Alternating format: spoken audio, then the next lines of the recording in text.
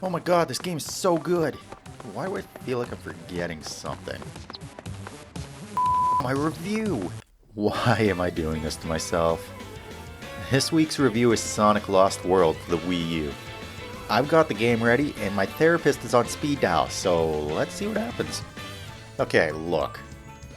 I get Sonic games have fallen off a bit. Some might even say taking a nosedive off the Grand Canyon at this point, and it would be hard to argue that. So buying a Sonic game at this point, I shouldn't be shocked at what I get.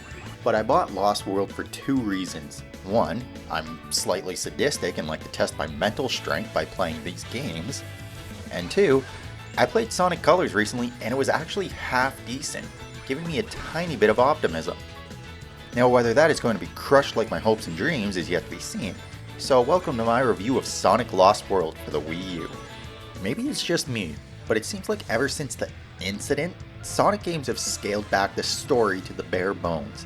Minimum events, as few characters as possible, and as basic a setting as you can have. Sonic Lost World manages to combine all of that into one lazy bedtime story that would put any 4-year-old to sleep. The game starts off with Sonic and Tails in an aerial pursuit of Eggman, who is carrying a crate full of animals. Eggman tosses the animals overboard before shooting Sonic out of the air. Okay, for one, how is Sonic able to stand up on a plane? I've never understood this. This game just kind of throws logic and physics out the window, and that's a theme you will probably notice in this game a lot. Anyways, somehow while Sonic and Tails are free falling out of the sky, they notice the lost hex. So this is just confusing. So did they not know where they were? I mean, it's implied that they were on Sonic's homeworld, and they weren't flying through space, they were clearly already on a planet. So if this is Sonic's planet, then how the hell did nobody notice a lost hex floating above the planet? Are Sonic and Tails just that oblivious? I don't even know anymore. So while Sonic is running through the lost hex, presumably looking for bunnies and unicorns, Eggman has enlisted the help of the Furious Five. Oh, no, wait. It's actually the Deadly Six, a group of the world's elite race, the Zeti. You can totally see my confusion between the two. The Deadly Six, led by Master Shifu, betray Eggman and take his life-sucking machine and siphon energy from Sonic's world below. So Eggman and Sonic team up to stop them. It will take both of us to overcome Whatever! I told you, we can handle the Zeti by ourselves! it. That may be true, but the rebellious swine have gotten hold of a device of mine. Spoilers ahead, I guess. Tails is captured, Eggman is dead, and Sonic is depressed. The Deadly Six try to turn Tails into a robot to kill Sonic, but Tails, being the genius that he is, reprograms the robot. Eggman reappears, turning out to fake his death because he couldn't really die, obviously, and turns off the energy harvesting machine thingy.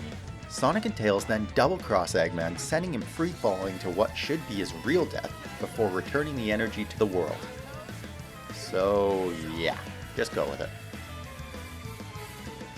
I found myself really getting annoyed by Sonic and Company through the game. Tails comes off as an arrogant and angsty teenager with attitude problems, Sonic is barely any better, and Eggman is the sympathetic to the point of almost depressing. And I mean, they already have a character that's supposed to be a depressed emo kid.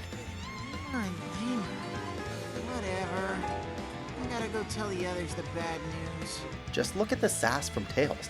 He's just been captured. He acts like he's the kid that thinks he's too cool to talk to anyone just because he did some stuff with laundry detergent. The best characters in the game are probably Eggman's little robot slaves. At least they have some entertainment value. Kinda like that little kid that always runs into stuff. You laugh though you know you probably shouldn't. Sonic has always been about the speed, and although he has struggled finding that speed on newer generations, some strides were being made with Sonic Unleashed daytime levels and Sonic Colors for the most part. Lost World decides to strap Sonic down with some iron boots though. At no point in this game do you ever go remotely fast. The way Sonic moves feels just as clunky as his high speed is lacking. Turning while running can often just result in Sonic basically stopping altogether, even when going at what the game considers full speed. Sonic Lost World feels like a low-budget Mario Galaxy Sonic mix. The game is a slight mix of 2D, 3D platforming, where you run around tiny little planets till you get to the crate holding the animals. Sonic does have his traditional homing attack, but how it works I still haven't really figured out. Sometimes you can string together combo attacks against a series of enemies, other times you are just left falling into the enemy and losing all your rings. Sonic's jumping also feels off. Just look at some of these clips. I don't even know what happened with them, but something tells me it's not what was supposed to happen. Things just kind of happen in this game, and I really don't have an explanation for them. The game does a terrible job of indicating what you're supposed to do at any time, leading you to a bunch of pointless deaths. I can't figure out if it was something I was doing or the game was just screwing me over, and that is probably not a good sign. It all seems so simple, but it adds up quickly. The game only supports a Pro Controller if you have a second player, and if you can convince someone else to play this game with you, they have either been drugged or need to find better friends. Forced use of the gamepad is just dumb. It provides no extra features except a little progress map to see how close you are to the end. This may be such a small thing to notice, but I think it sums things up pretty well. Throughout the game, there are a ton of bumpers in the ground that you use to progress, but for some reason, you can't see them until you step on them. I don't get it. Why is something like that hidden in this game? It makes no sense. For those who liked Sonic Colors, the little wisps are back. But unlike in that game, they serve almost no purpose in this one.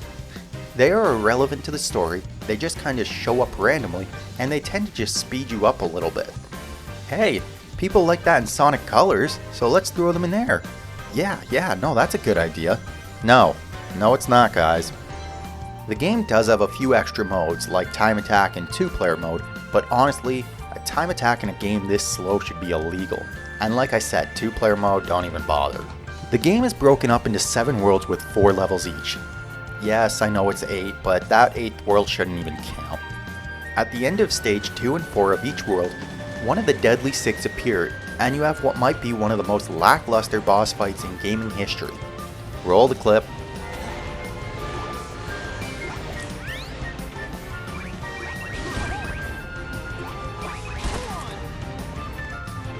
Only the Reaper wins in the end. That was 8 seconds. Still 8 seconds more than I wish I had spent playing this game, but 8 seconds nonetheless.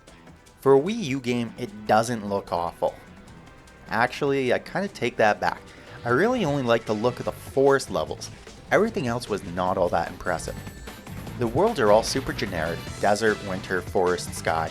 It's just like playing Super Mario Bros. 3, just with none of the fun.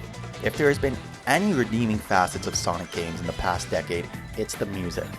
They have managed through the years to at least bump out some catchy tunes, and this game is a bit similar, though not to the same degree.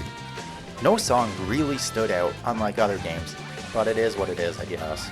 Like I said earlier, there are 4 levels per world with 7 main worlds. That equals a rather short game, and let's just call a spade a spade. It's for the best. The less time you spend playing the game, the happier you'll probably be in life.